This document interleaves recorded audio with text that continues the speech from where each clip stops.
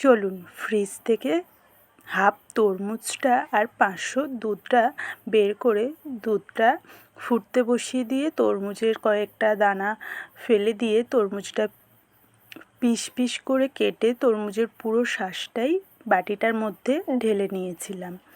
তারপরে দুধটা ফুটে যেতে গ্যাসের ফ্লেমটা কম করে তরমুজের পুরো শাঁসটাই দিয়ে দিয়েছিলাম ব্লেন্ডারের মধ্যে, দিয়ে দিয়েছিলাম 2 চামচ চিনি, তারপরে ব্লেন্ড করে নিয়েছিলাম, একটুও জল দিয়েছিলাম না।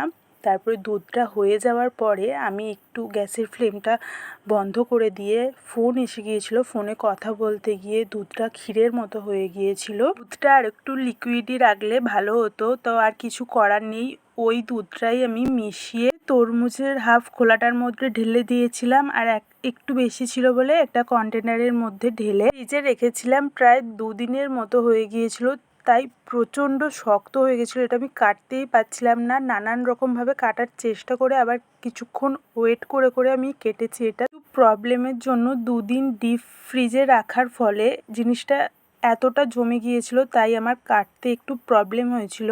তো কেমন লাগলো তরমুজের আইসক্রিম জানাবেন।